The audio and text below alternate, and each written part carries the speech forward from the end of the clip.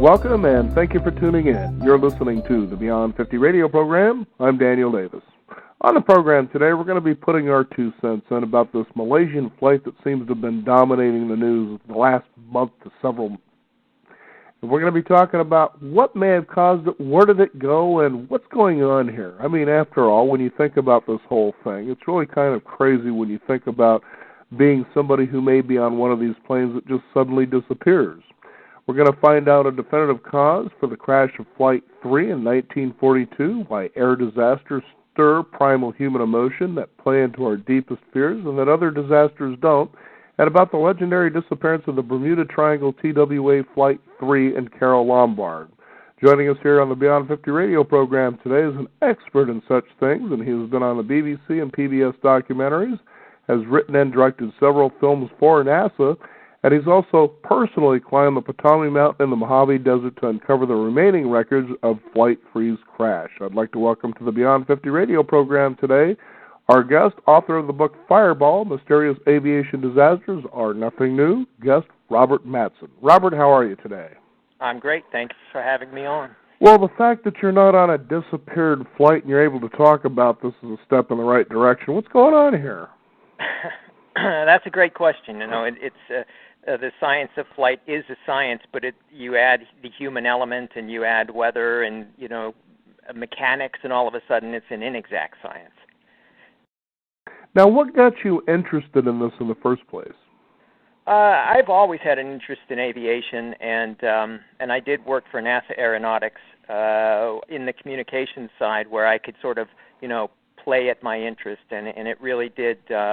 I learned a lot from NASA, and during my time there, and I combined that with my love of Hollywood history, and that's how the book on Carole Lombard and that TWA Flight 3 came about.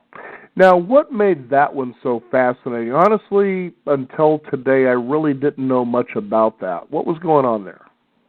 Well, she was on a bond tour. She was the first Hollywood star to go out selling war bonds after Pearl Harbor to try to raise money for national defense, and she went to Indianapolis on a train.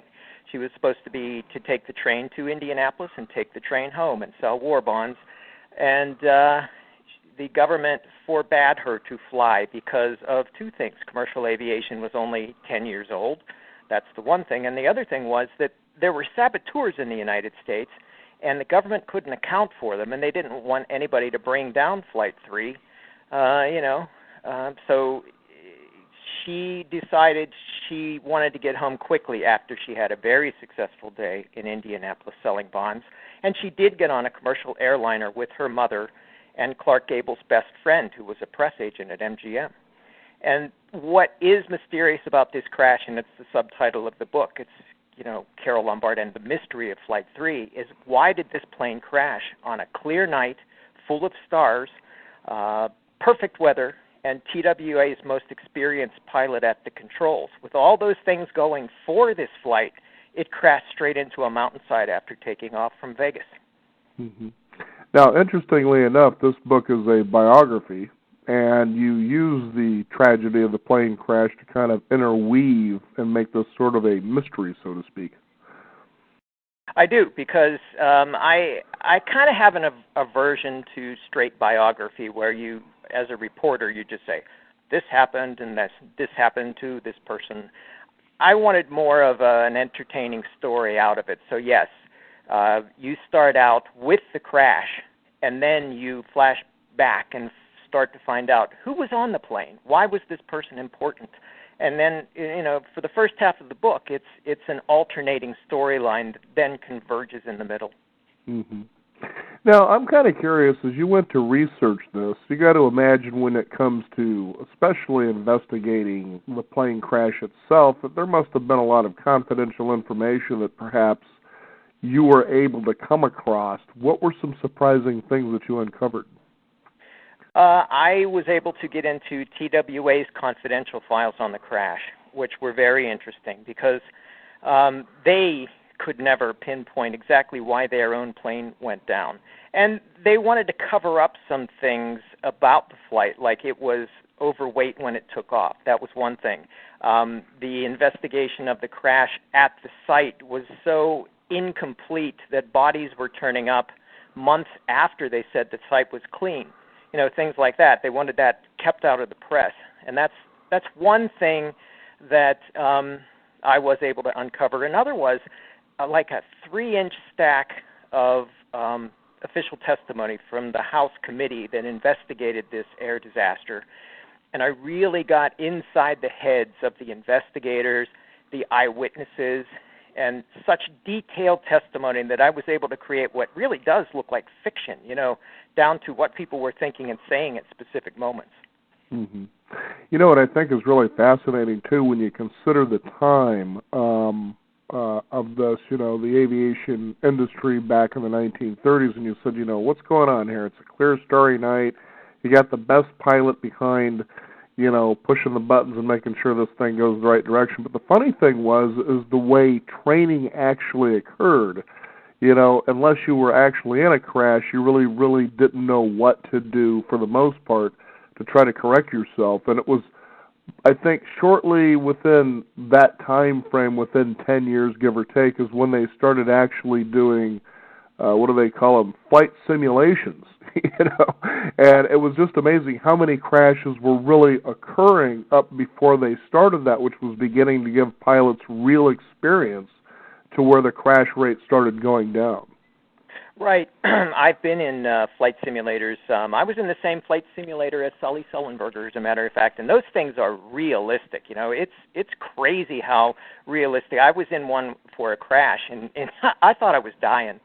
But back in the day, like Captain Williams in Flight 3 of 1942 was and had been an air mail pilot. He was a barnstorming pilot. He was an Army pilot. He was very experienced, and most people don't know, even who know about this story, don't know that Captain Williams was training bomber crews for B-24s when the war broke out. He was part of the TWA team that was volunteering the pilots' time to get new flight crews up to speed on these 2- and 4-engine bombers that were about to go over to Europe. Mm-hmm. Now, is it aeronautics and, these kind of strange things that tend to happen, is that also one of your passions as well? I am interested in the investigative side, the forensic side of this. Yes, I'm not an expert per se, right. Except, for what I have researched into TWA Flight 3.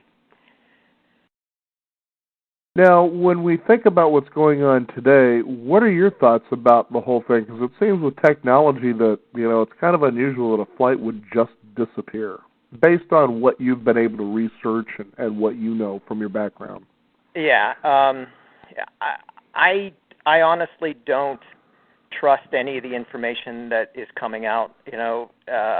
I imagined 2 weeks ago when I was interviewed about this that it would be eyes in the sky that would actually find this wreckage. I imagined 2 weeks ago that they were going to find this plane on land, and we keep hearing that they are triangulating that it ended up in the southern Indian Ocean, maybe.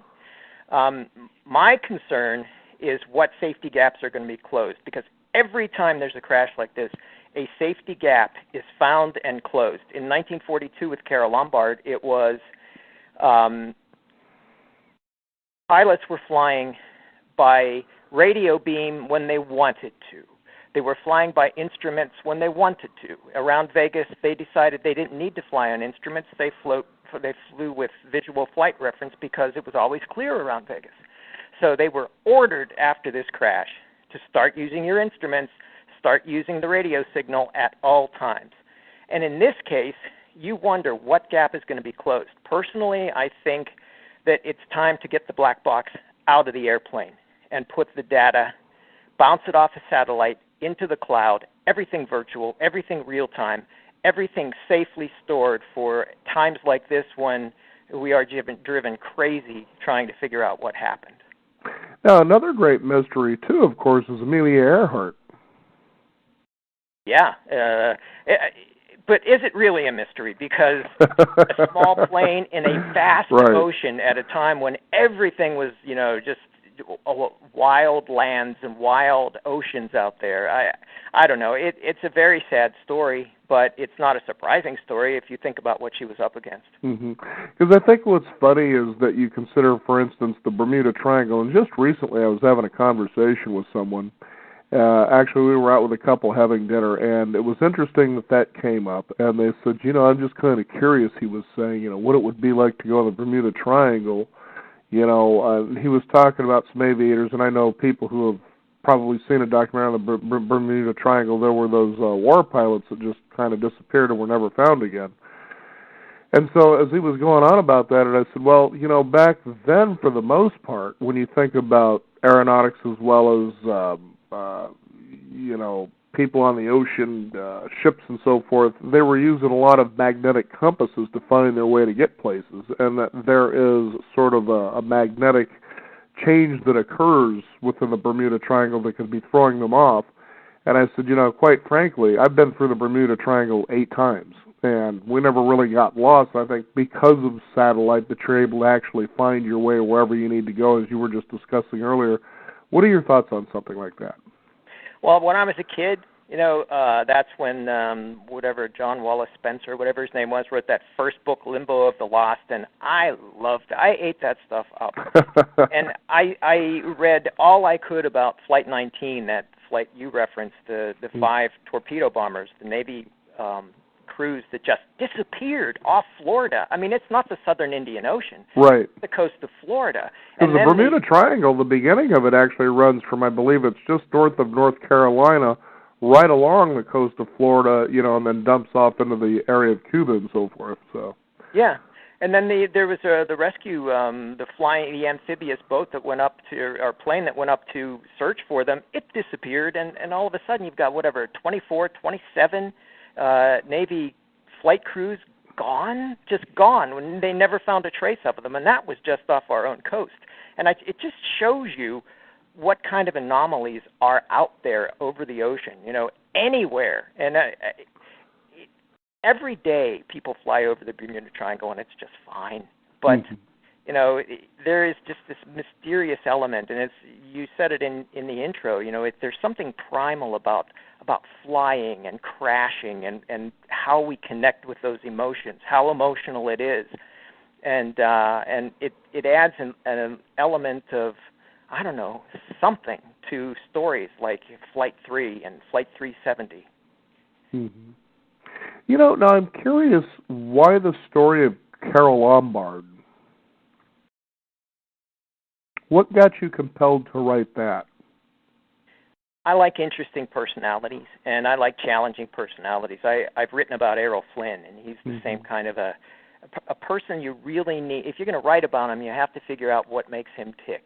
And it's the same with Carole Lombard, because she was a multifaceted personality, a shrewd businesswoman, advisor to future stars like Lucille Ball, the highest paid woman in Hollywood because she was so smart in a business sense. Plus, she married the king of the movies, Clark Gable. There's their whole tumultuous relationship. There's so many things about Carole Lombard that are fascinating, and I wanted to learn about and figure out what made her tick, what made Clark Gable tick. This one of the most famous people in the world was married to Carole Lombard and had to live through the tragedy of her death. How do you do that, especially when you're in some ways culpable for her death, because she was rushing home because Clark Gable was being indiscreet with his leading lady, and Carole couldn't stand it. It's just fascinating when you think about, this subject, this day and age, about aviation disasters, and then there's Carole Lombard, and this is really a story about her. Well, back then, when you think about disasters, sometimes for women in Hollywood, it could be that way. It was that rough, and her career was certainly kind of slightly going on the downturn, but had she lived, there's speculation that she was actually on a rebound. She was. I think she was definitely on a pretty strong rebound track. She was going to make a sequel to My Man Godfrey. It was a sort of a sequel. It was going to be called My Girl Godfrey, and it had a different storyline, sort of, but now she was going to be the maid in a household because it was ultimately a picture made with Deanna Durbin a couple of years later. But she had signed to do that. She had signed to do a picture at Columbia. And she realized that she needed to get back to comedy. Comedy was her roots. Comedy was her big success. She tried to make dramas, and as you say, it didn't work out for her. The picture that she made next to last was for Alfred Hitchcock, and it was a comedy that doesn't hold up very well today, but at the time it did very well at the box office, and it gave her a lot of hope that she was on the right track going back to comedy. Mm-hmm. Now, you had also said she was married to Clark Gable. You kind of wonder how much longer would something like that have lasted. Yeah, when I went into the writing of the book, I went to the Academy Library and there found a note that I thought, oh, wow, here's my smoking gun, that Gable and Lombard were on the rocks. And it was a confidential note written to Hedda Hopper when Gable died in 1960. And it said, well, you think they had the perfect marriage. Well, I know for a fact that she had consulted with an attorney and was ready to file for divorce from Clark Gable. And I thought, wow, all I need is, another couple of sources to back that up, and we're good to go. And what I discovered was I don't think she was at that point at all. She realized what a double-edged sword it was to be married to the king of the movies, Clark Gable, because he had a reputation as a womanizer, and when he got into his relationship with Carole, he was cheating on his then-wife. So she knew that in order to be the queen to the king of the movies, there was a downside, and so she looked the other way through, many of his little dalliances. It was part of the game, but Lana Turner was a different story. Lana was 10 years younger than Carole. Lana was an up-and-comer, very needy, and she needed a lot of Clark Gable's attention. And she was on the make. She was husband hunting, and everybody knew it. So that's why Carole felt the need to get on that plane that day and fly across the country at breakneck speed to get home. I think the marriage probably would have lasted a few more years, and she would have given it her absolute best shot. But the track was a negative track in the long run. Mm-hmm. And what's fascinating about this, too, is the Flight 3 that she was on was mostly with soldiers, and so I'm sure, in a day and age, especially this day and age, whenever there seems to be a crash or a so-called accident, there are always people on the hunt to sue. They always feel there's wrongdoing, that there's a chance, for a payoff at the end, for whatever the motivation really is. But back then, you couldn't really do something like that due to the fact that on this plane, there were a bunch of soldiers. And, of course, anybody who's ever served in the military knows you really can't sue the government if you're in the military. Right. Right, but there was a suit filed, and that was by the family of the stewardess on the plane, Alice Getz. They filed a $25,000 suit. They were very devastated, just broken to pieces by the loss of their baby daughter. She was the youngest in the family from Kewanee, Illinois, in America's heartland, and that was the suit that was filed.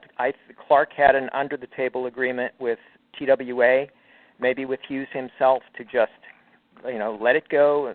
They put some money in his hand under the table. He distributed some of it to Otto Winkler's widow, who was the press agent I talked about. And that's how it was handled. Just one lawsuit, even though there were 19 passengers.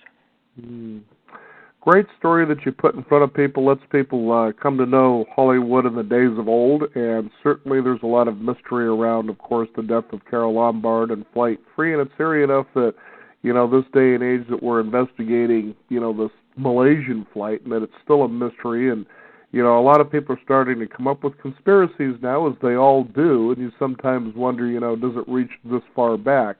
Can people find out more about your book? Is there a website they can go to? Yes. You can go to Amazon and find out, type in Fireball Carole Lombard, or you can go to the publisher's website, which is www.goodnightbooks.com, and that's goodnight with a K, K-N-I-G-H-T books.com. Very good. Robert Manson, thank you for joining us here on the Beyond 50 radio program. Thank you very much. The book again is Fireball, Carole Lombard and the Mystery of Flight Free. You can also find out more by visiting us at beyond50radio.com. That is the number 50. We also have our exclusive updates for you to sign up there for as well. I'm Daniel Davis. Thank you for joining us. This is the Beyond 50 radio program, and remember, live your day past halfway.